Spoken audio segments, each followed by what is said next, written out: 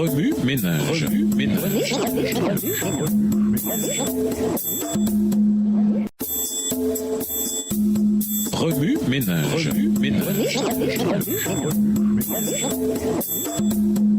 Bienvenue dans votre émission Remue ménage. Voilà la leçon de lundi. Investir la devise céleste dans l'économie terrestre. Lisons Matthieu 25, les versets 14 à 30. Matthieu 25, les versets 14 à 30. Il en sera comme d'un homme qui, partant pour un voyage, appela ses serviteurs et leur remit ses biens.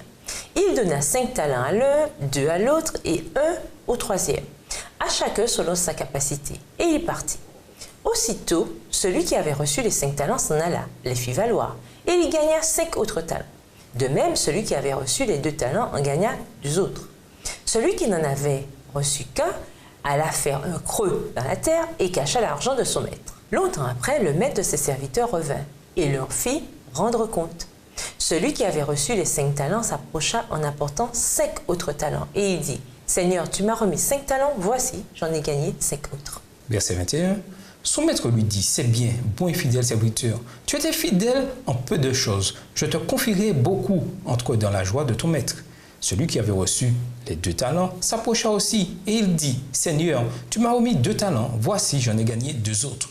Son maître lui dit, c'est bien, bon et fidèle serviteur. Tu as été fidèle en peu de choses. Je te confierai beaucoup. Entre dans la joie de ton maître. Celui qui n'avait reçu qu'un talent s'approcha ensuite et il dit, Seigneur, je savais que tu es un homme dur, qui moissonne où tu n'as pas semé et qui amasse où tu n'as pas vanné.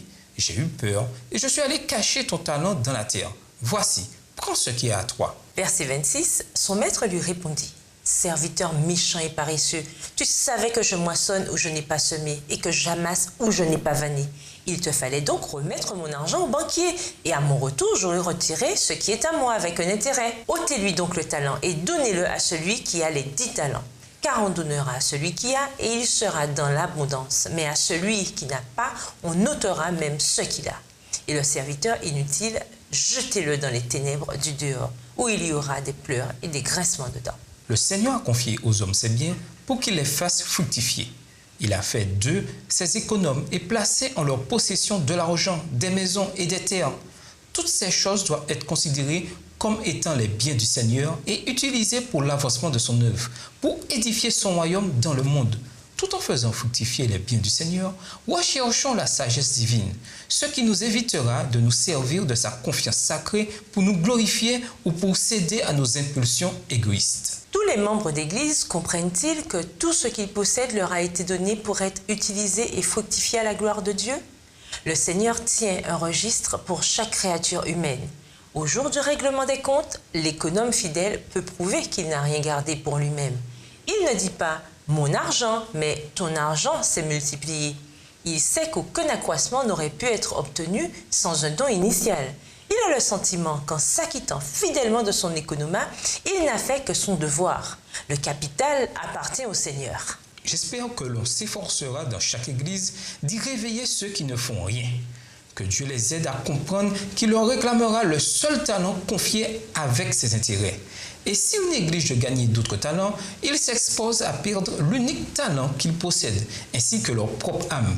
Nous espérons voir un changement dans nos églises. Le maître de la maison se prépare à revenir et à rassembler ses économes pour leur demander des comptes au sujet des talents qu'il leur a confiés. À ce moment-là, que Dieu ait pitié de ceux qui n'auront rien fait. Ceux qui recevront les paroles de bienvenue, ces biens, bons et fidèles serviteurs, sauront qu'ils ont réussi dans la mise en valeur de leur capacité, de leurs biens pour la gloire de Dieu. J'espère que l'on s'efforcera dans chaque église d'y réveiller ceux qui ne font rien. Que Dieu les aide à comprendre qu'il leur réclamera le seul talent confié avec ses intérêts. Et s'ils négligent de gagner d'autres talents, ils s'exposent à perdre l'unique talent qu'ils possèdent, ainsi que leur propre âme. Nous espérons voir un changement dans nos églises. Le maître de la maison se prépare à revenir et à rassembler ses économes pour leur demander des comptes au sujet des talents qu'il leur a confiés.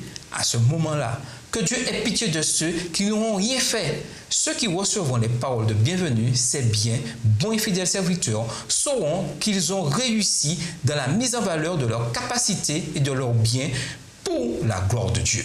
Remue ménage. Comment comprendre le temps libre à la lumière de la suggestion citée selon laquelle tout tout ce qu'il possède doit être utilisé et fructifié à la gloire de Dieu. Comment utiliser l'économat pour faire fructifier notre manque, individuellement et en tant qu'Église du temps de la fin?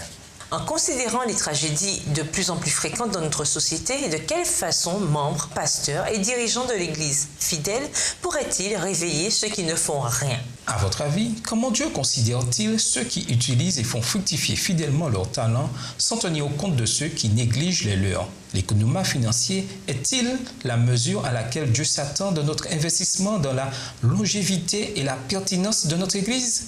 Au revoir. Et à demain si Dieu veut. Remue ménage. Remue ménage.